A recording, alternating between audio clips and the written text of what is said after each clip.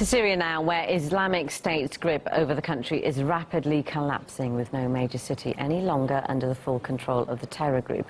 One of the main fronts is Deir ez-Zor, where the Syrian army is now close to pushing ISIL out of the city.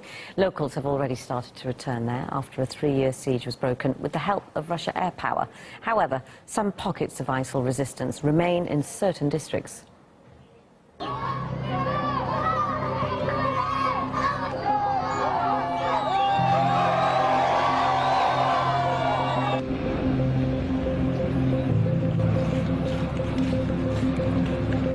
They told us first, forget you're in Syria and forget all about it.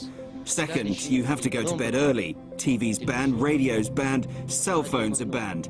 A woman can go outside dressed so that the only thing which can be seen is her eyes.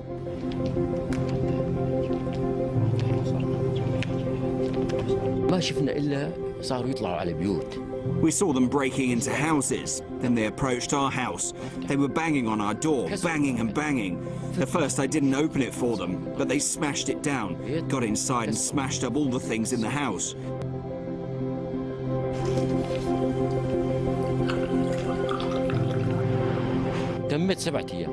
I spent 7 days in their jail. Then I was taken to their chief. The court sentenced me to 60 lashes. They made me stand against the wall.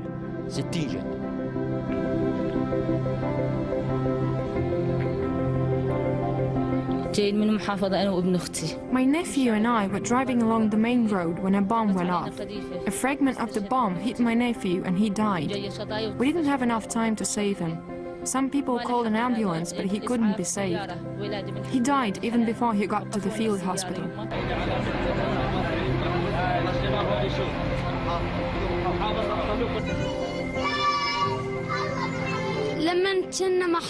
When we were living under the blockade, we had no cucumbers, tomatoes, apples or potatoes.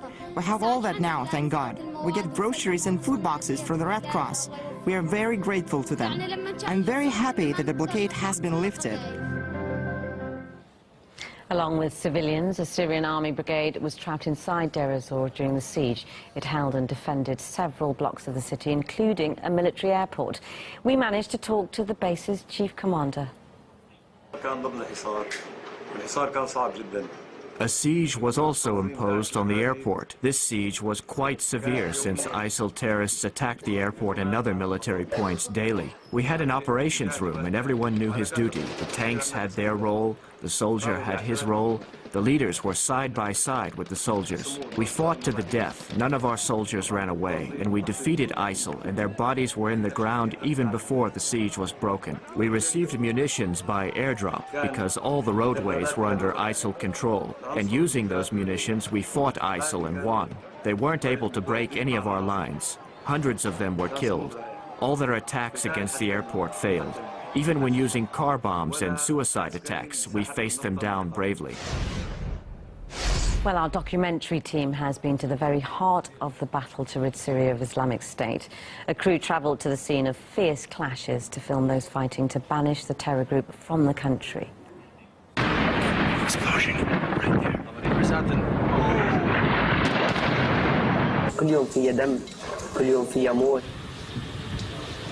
Raqqa is now surrounded by US-backed Syrian Democratic Forces consisting mainly of Kurdish militia. Clashes are ongoing as the terrorists are still in control of several blocks of the city. We spoke to the director of the documentary about her team and what they experienced. When we went to make this film, we had no idea what we were going to come across. We had literally no idea. We started to build our story on 3 points around the road to Raqqa. And the first point was the medical point, the second point was the women's point, and the foreign volunteers point.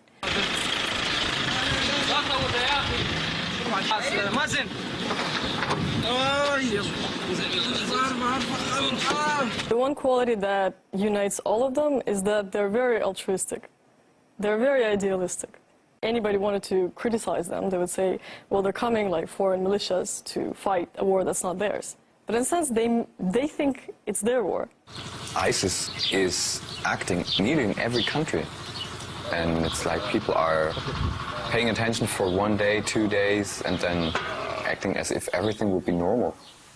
And Yeah, that's not... We were attacked several times. There was snipers, usually. So the main problems around Raqqa are snipers and mines.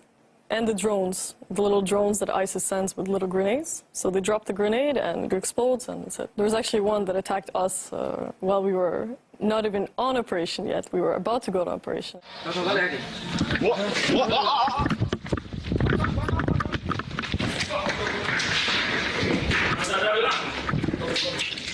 The grenade exploded in midair. So it dropped it from, it didn't calculate the height.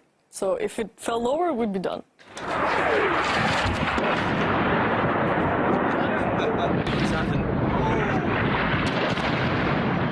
The most shocking story was one that happened when it got to be morning and when everything got to be peaceful. And all of a sudden someone showed up with a huge sword and started beating random things. ISIS just executed a few minutes or maybe an hour ago his 3 kids. All of a sudden, maybe 2 minutes later, we heard screaming, and he just started running to the ISIS base. He just started running there, without a rifle, just with a sword. I think 2 minutes later, we heard airstrikes from the Americans, because they probably saw them on a satellite, thought they were ISIS, and yeah.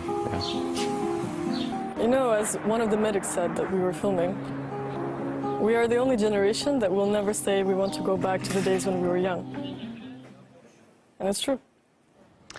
For more first-hand accounts from one of the key battlegrounds in Syria, you can watch the full documentary on RT International next Monday.